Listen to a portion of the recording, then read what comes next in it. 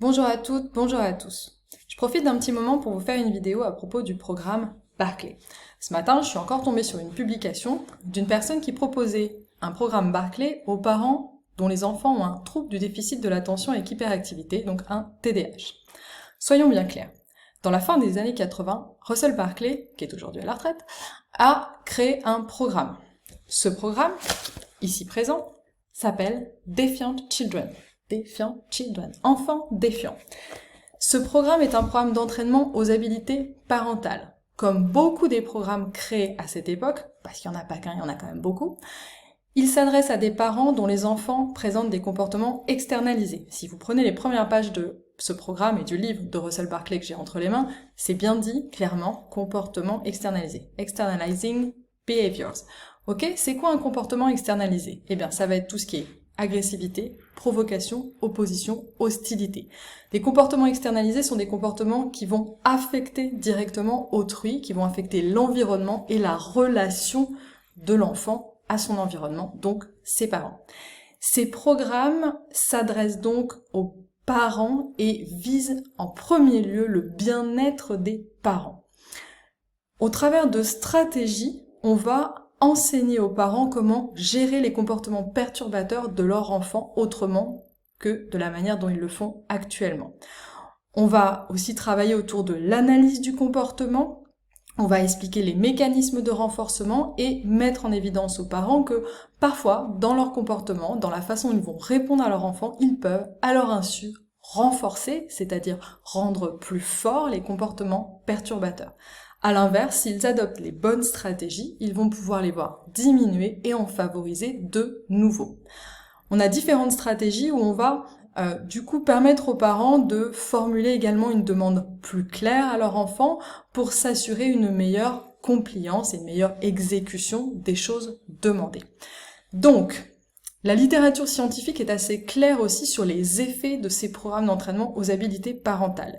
Les effets les plus importants portent sur les parents. On voit une augmentation du sentiment de compétence parentale et une diminution du stress parental, une diminution également du recours à des pratiques parentales plutôt hostiles et négatives, et davantage de pratiques parentales plutôt positives qui vont être plus soutenantes et plus étayantes pour l'enfant. Un point également très important. Ces programmes qui datent de la fin des années 80 ont été créés aux États-Unis. Ils sont donc parfois inadaptés en l'état pour la population française de 2024. Si vous lisez le livre de Russell Barclay, vous verrez qu'il y a des choses qui aujourd'hui nous paraissent complètement à propos et pas adaptées.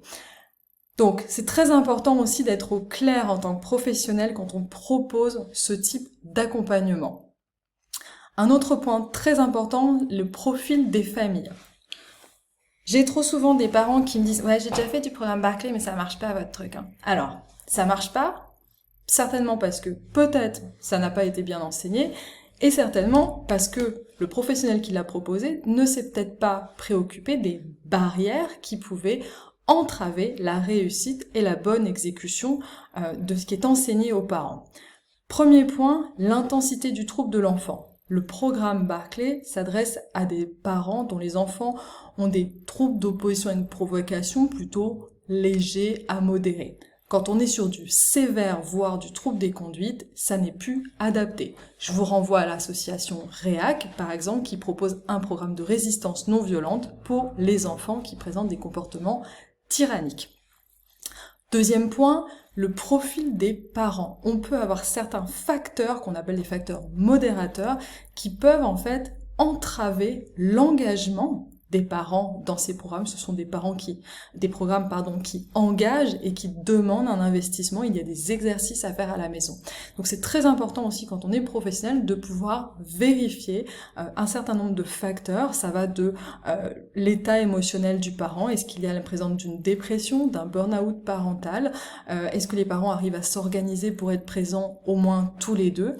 Mais également des barrières cognitives. Quelles sont les croyances des parents quant à ce traitement que vous allez proposer, quelles croyances également ils ont et quelles connaissances ils ont par rapport aux troubles de leur enfant. Bref, il y a un certain nombre d'éléments très importants à prendre en considération, notamment au cours de premiers entretiens, pour pouvoir après proposer le meilleur accompagnement aux parents et avoir des parents du coup qui soient satisfaits de cet accompagnement et du coup ne pas créer la croyance que le programme Barclay ne fonctionne pas. Donc premier point, ce programme c'est pour les parents d'enfants qui présentent des comportements opposants, provoquants, agressifs, donc des comportements externalisés d'intensité faible à modérée. Ok ? Deuxième point, les effets les plus importants et ceux qui sont visés en premier, ce sont les parents. Augmenter le sentiment de compétence parentale, diminuer le stress, amener des pratiques parentales plus efficaces et plus positives, si on veut utiliser les termes de positif et de négatif. Ensuite, on a un effet effectivement chez les enfants. Donc, soyez bien au clair sur ce que vous proposez aux parents. Et vous, parents, j'espère que cette vidéo vous a apporté un certain nombre d'éléments sur ce qu'est réellement le programme Barclay, le programme Defiant Children. Je vous remercie pour votre attention et si cette petite vidéo vous a plu, eh bien écoutez, j'en ferai peut-être d'autres. Très bonne journée à tous et bonnes vacances.